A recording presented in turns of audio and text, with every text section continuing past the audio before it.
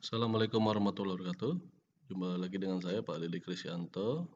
Saya akan menjelaskan beberapa materi yang berhubungan dengan kimia dan fisika untuk persiapan ujian pas besok ya, tanggal 1 Desember dan seterusnya. Untuk materi IPA mungkin saya kasih contoh-contoh soal atau teori yang berkenaan dengan materi fisika dan biologi. Semoga kalian menyimaknya dan bisa mendapatkan hasil yang maksimal ya. Untuk yang pertama, Bapak ajarkan tentang struktur atom. Mungkin tidak semuanya, yang saya tekankan adalah intonasi atau penamaan atau perhitungan nomor massa, nomor atom dan sebagainya. Nanti kita lihat ya. Ini ada sejarah tentang atom ya, dari penemuan model atom Dalton, Thomson dan seterusnya sampai model awan elektron. Tapi yang kita bahas adalah ya tentang perhitungannya ya. Struktur atom ya, pengertian atom dan sebagainya. Ya, atom itu punya 3 penyusunnya yaitu proton, elektron, dan neutron. Ini secara gambar seperti ini, proton dan neutron. Proton bermuatan positif, neutron 0, elektron sebagai eh, partikel bermuatan negatif seperti tata surya, dia seperti planet mengelilingi matahari. Yang mataharinya kita analogikan sebagai proton dan neutron. Oke. Ya, ini konfigurasinya dan sebagainya sama ya. Nah, inti atom, proton, neutron ya. Kulit-kulitnya terhadap elektron ya. Kita langsung ke materi ini. Ya, kita langsung materi namanya notasi susunan atom. Nah, ada di soal atau ada suatu soal, jika kita menemukan unsur X, ada angka di atas namanya A misalkan, atau bisa jadi angka ya, dan Z di bawah bisa jadi angka juga.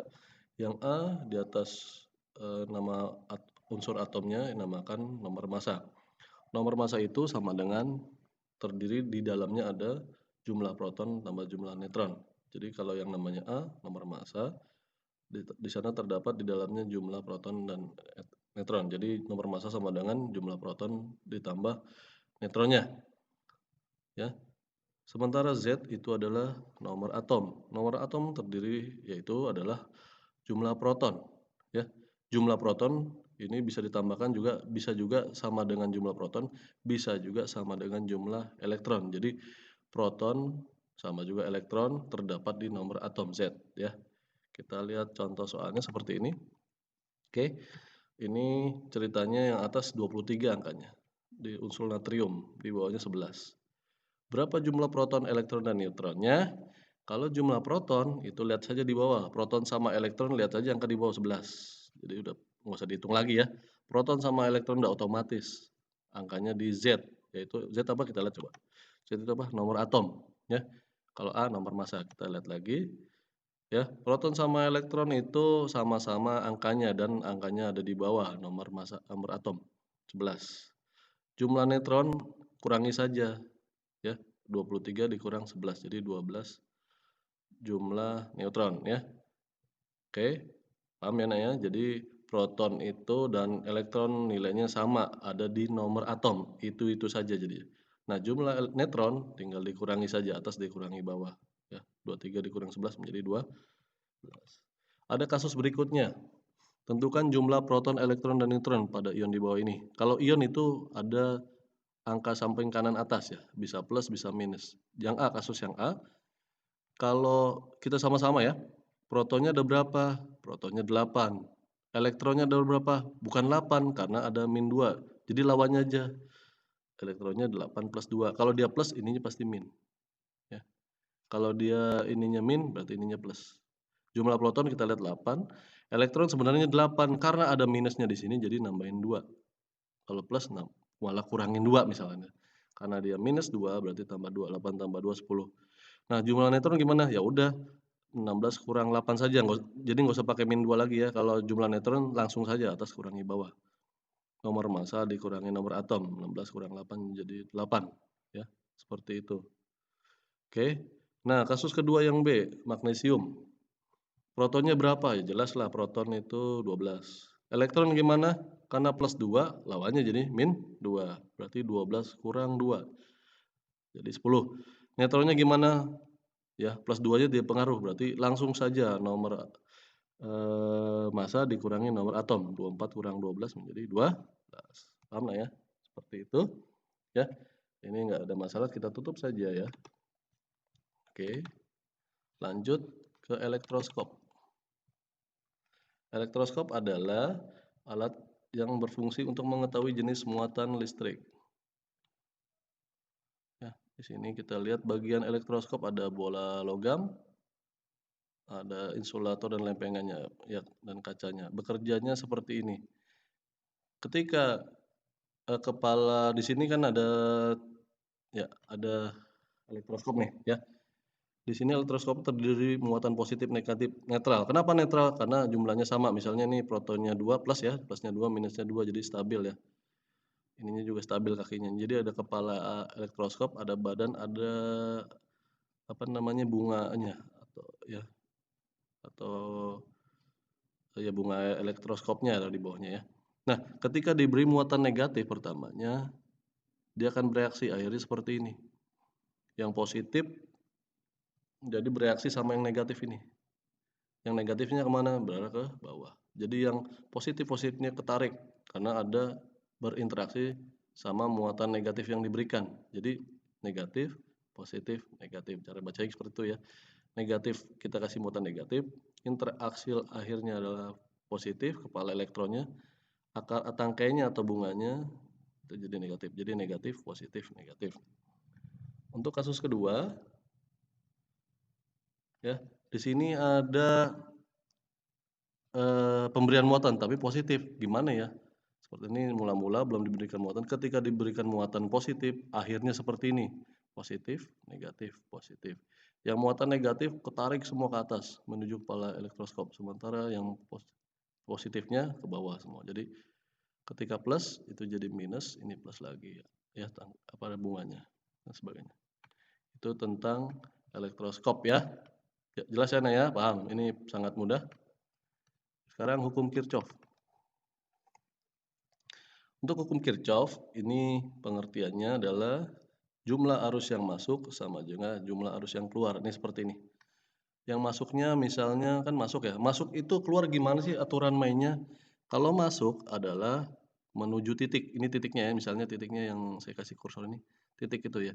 Dari luar ke dalam itu masuk. Berarti yang masuk I1, I2, I3. Kalau yang keluar siapa aja? Keluar itu dari titik keluar. I4, I5, I6. Jadi dia ada 3 arus yang masuk dan 3 arus yang keluar seperti ini. Ini fleksibel loh ya. Bukan berarti lihat arah panahnya kuncinya. Arah panahnya menuju titik berarti dia masuk, arah panahnya meninggalkan titik berarti dia keluar. Ini seperti ini kasusnya ya, seperti ya gambar seperti ini. Yang masuk yang mana coba? Yang keluar yang mana? Oke, kita tentukan yang masuk dan keluar. Setelah ini kita latihan sama-sama ya.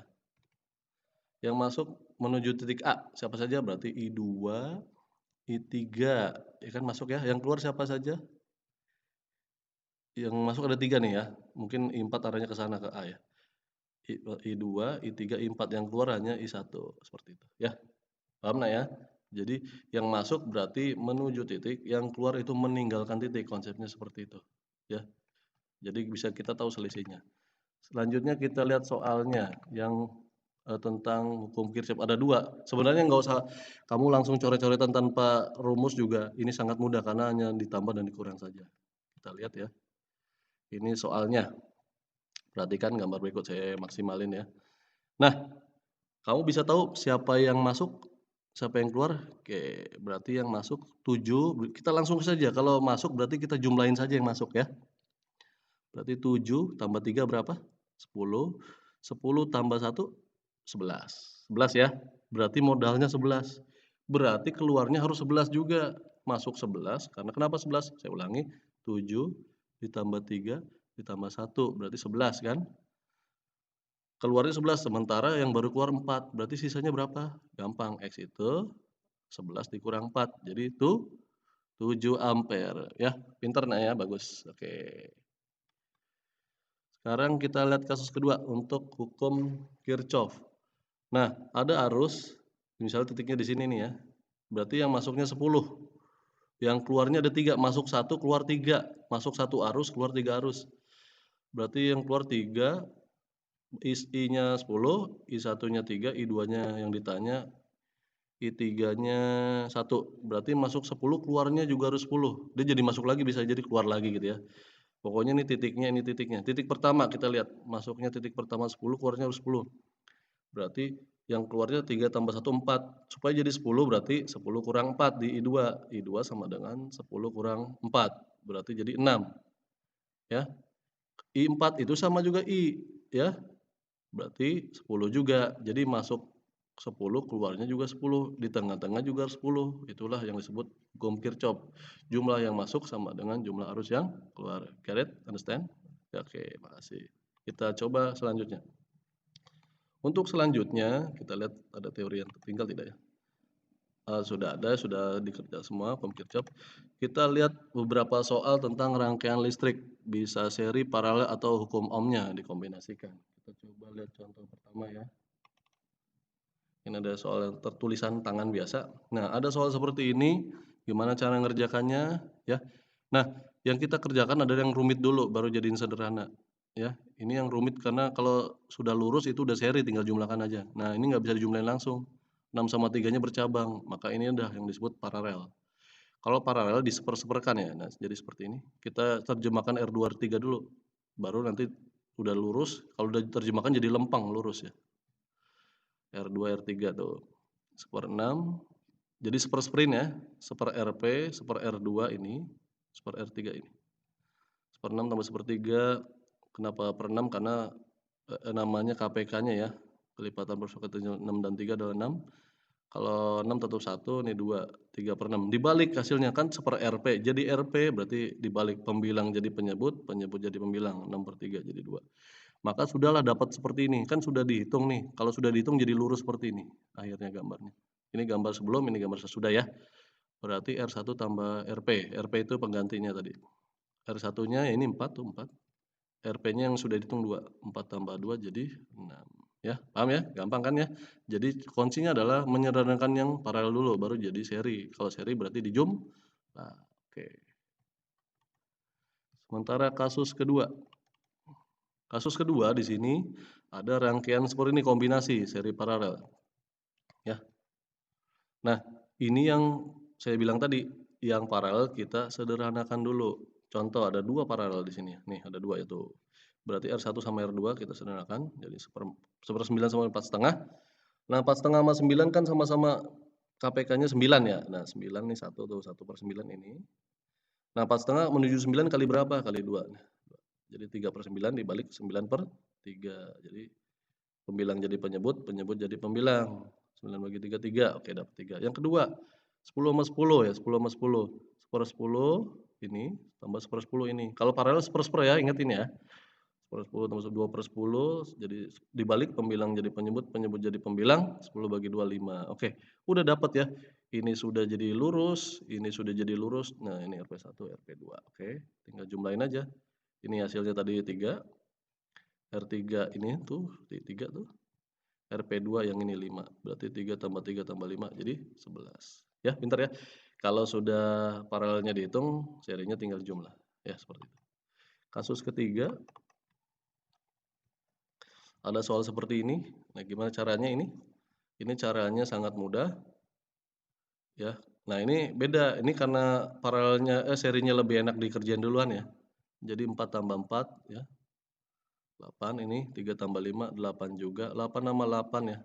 Tadi gambar sebelum ini, setelah disederhanakan 4 tambah 4 ini jadi 8, 3 tambah 5 sederhana jadi 8, paralel aja 1/8 tambah 1/8 ya, jadi 2/8, pembilang jadi penyebut, penyebut jadi pembilang, 8 dibagi 2 sama dengan 4. Paham? Oke.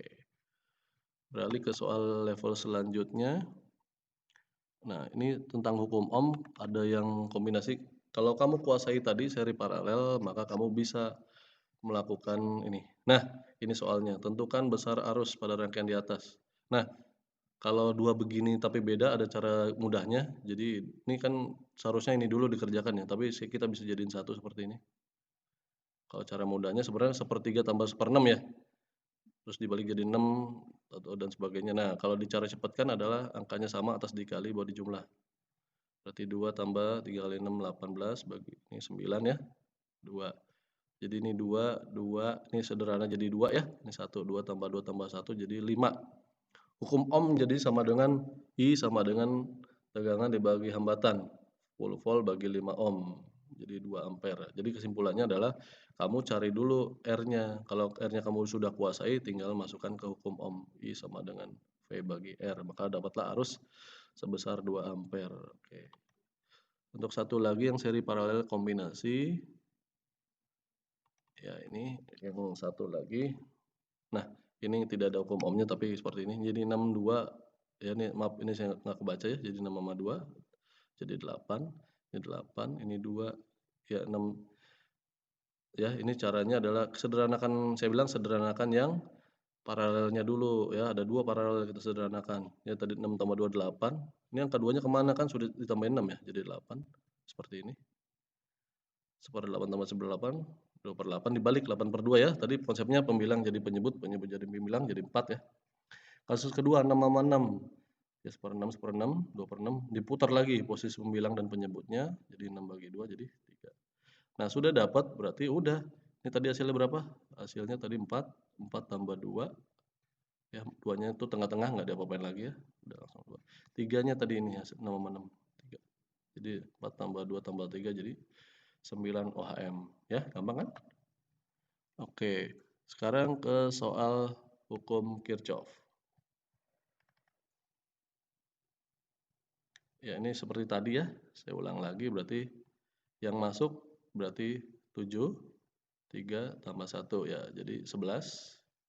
Seperti tadi sama ya, berarti 11 dikurang 4 menjadi 7 ampere untuk X-nya ya. Nah, sekarang kita lihat latihan notasi atom. Nah, ada soal dan ulasannya. Tadi yang saya bilang akno magnesium nomor atomnya 12, nomor atom itu yang Z ya, nomor masanya 24. Berarti kan kalau nomor atom itu sama juga nomor proton, elektron sama ya, tapi kalau elektron tergantung ionnya ini plus apa minus ya. Berarti nomor protonnya 12, nomor elektron sebenarnya 12 karena ada plus 2-nya jadi minus 2, 12 kurang 2 jadi 10. Ya, nomor apa namanya, nomor neutronnya 24 dikurang 12 jadi 12. Kita lihat ya pembahasannya. Jadi jawabannya yang B. Kita bener B ya betul ya. Kita lihat, nah protonnya 12 tadi dari nomor atomnya ya. Elektron kenapa minus 2? Karena ini apa ionnya bermuatan plus jadi lawannya plus itu minus 2. Jadi 10. Neutronnya kurangi saja 24 kurang 12. Jadi 12 juga ya. Jadi jawabannya yang B. Oke. Sekian dari saya, mudah-mudahan bermanfaat. Mohon maaf atas kekurangannya, mudah-mudahan nilai kalian bisa lebih baik lagi. Saya akhiri, billahi taufiq wal hidayah. Assalamualaikum warahmatullahi wabarakatuh.